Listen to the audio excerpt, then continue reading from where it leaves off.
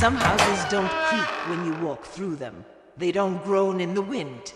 They don't announce themselves with obvious signs of decay. Some houses stay perfectly quiet, as if they're listening.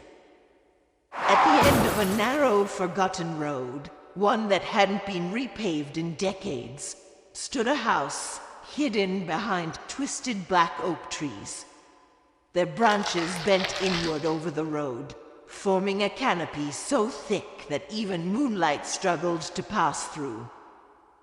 People who drove by at night never slowed down, not because the house looked abandoned, but because it didn't. Lights were always on inside, curtains were always drawn. The house looked awake. Ellen lived there alone. She had moved in years ago, drawn by the low price and the promise of solitude. The realtor hadn't asked many questions, and Ellen hadn't offered many answers. She liked quiet places. Quiet felt safe. Silence gave her control. Over time, she developed a routine. On cold nights like this one, she sat in the living room near the fireplace with a book in her lap, letting the fire fight the chill that seeped through the old walls. Outside, the forest pressed in close, branches brushing against the windows like curious fingers. The sound used to bother her. Now it barely registered. Her eyes slowly grew heavy as the words on the page blurred together. The fire crackled softly. The clock on the wall ticked with steady patience. The house felt still. Too still. Then the sound came. Not footsteps, not a knock. A sharp, sudden ring cut through the silence. The phone. Ellen startled so violently that the book slipped from her hands and hit the floor. The sound echoed louder than it should have, as if the house wanted her to notice it. She stared at the phone on the small table beside her chair. No one ever called her anymore. Not friends, not family, not this late. Slowly, she stood and lifted the receiver, her fingers cold against the plastic. Hello? For a moment, there was nothing, just a faint, steady breathing sound. Then a man spoke. I'm going to kill you. The voice was low, calm, too close, as if he were standing just behind her. Ellen's heart slammed against her ribs. Who is this? She asked, forcing the words out. Silence. Who is this? She repeated louder now. Her hand trembled. Click. The line went dead. Ellen didn't hesitate. She dialed the police immediately, her fingers slipping on the buttons as adrenaline flooded her system.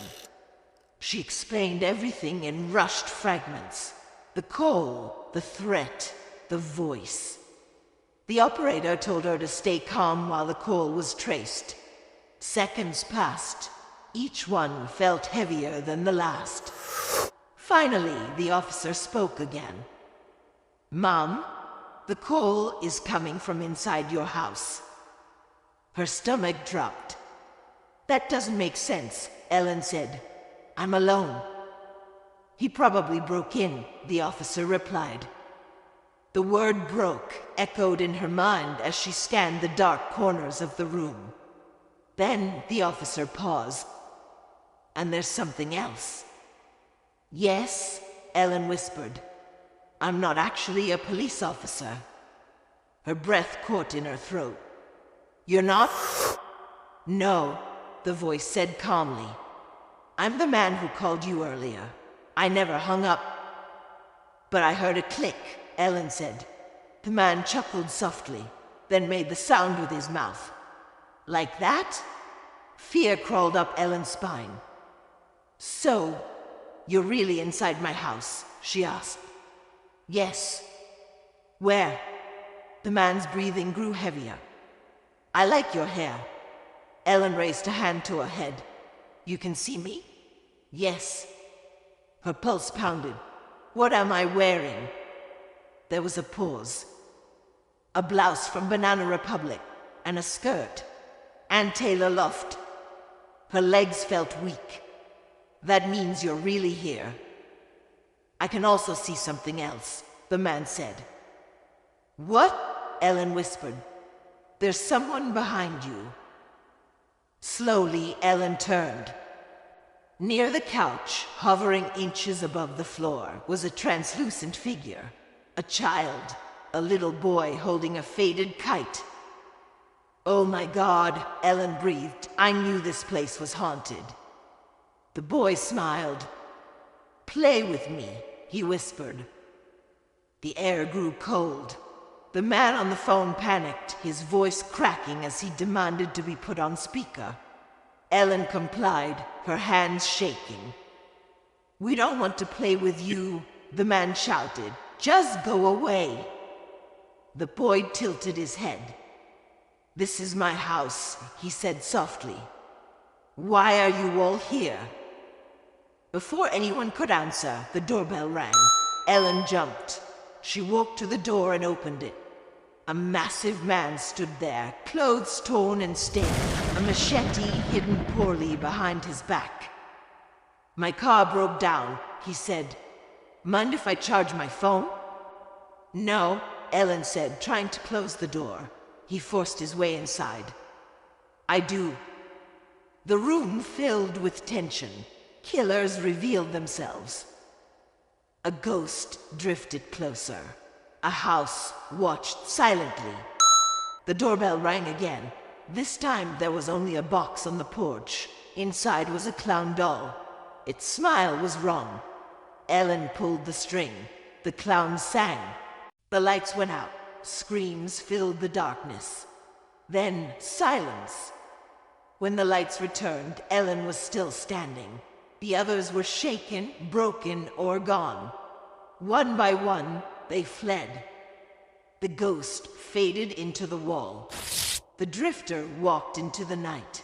The phone clicked. This time, no one was on the other end.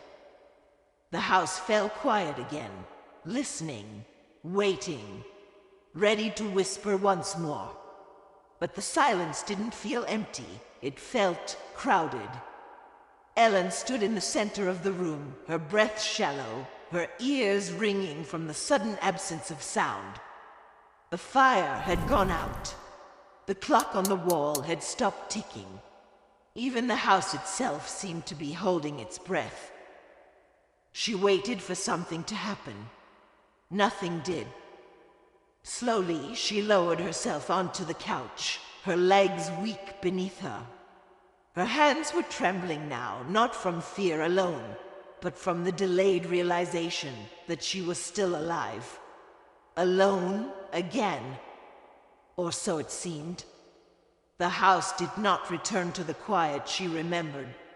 This silence was different, thicker, as if sound itself had been smothered and buried beneath the walls.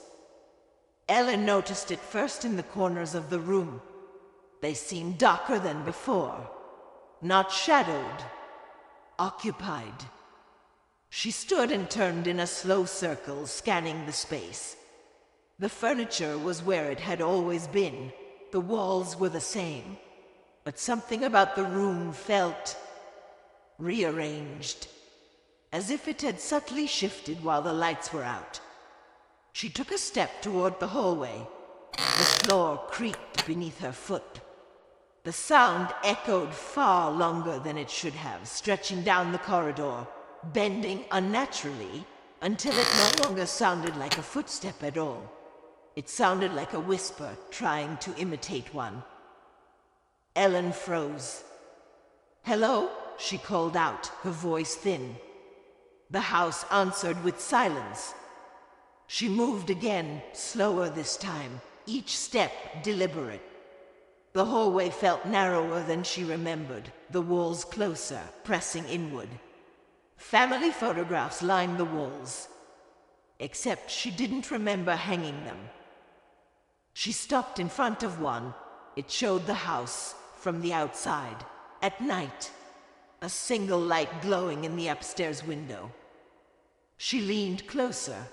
There was a figure standing in that window, watching. Ellen stepped back, her heart pounding. "I don't live upstairs," she whispered. The light in the photograph flickered. Somewhere above her, a floorboard creaked. Ellen swallowed and forced herself forward. The staircase loomed at the end of the hallway, each step swallowed by shadow. She placed her hand on the banister. It was warm, as if someone else had touched it only moments before. She climbed. With every step, the air grew heavier. The smell changed too. Old dust, cold wood, something faintly metallic. The second floor hallway stretched longer than it should have, doors lining both sides. All of them closed, except one. At the very end, the door to her bedroom. She hadn't left it open. A soft sound drifted from inside. Not a voice. A breath. Ellen approached the doorway slowly, her pulse roaring in her ears. She stood just outside the threshold, staring into the darkness beyond. "Is someone there?" she asked. The breathing stopped. Then, from directly behind her, a whisper. "Don't turn around." Ellen's body locked in place. The voice was not threatening. It was familiar. Too familiar. It sounded like her own. "You wanted silence," the whisper continued. "You chose this house because no one would bother you, because no one would hear you." Her mouth went dry. "I just wanted to be alone," Ellen whispered. "You are," the voice replied. "Now." The door behind her creaked open wider. The room beyond was no longer her bedroom. The walls pulsed faintly, as if breathing. The bed was gone. The windows were gone. In their place stood the black oak trees, growing inward through the walls, their branches twisting together above a dark opening in the floor. A hole, endless. From within it came the same faint breathing she had heard on the phone earlier. The whisper returned. "We never left," it said. "We just learned how to stay quiet." Ellen took a step back. The hallway was gone. The stairs were gone. The house had folded in on itself, sealing her inside.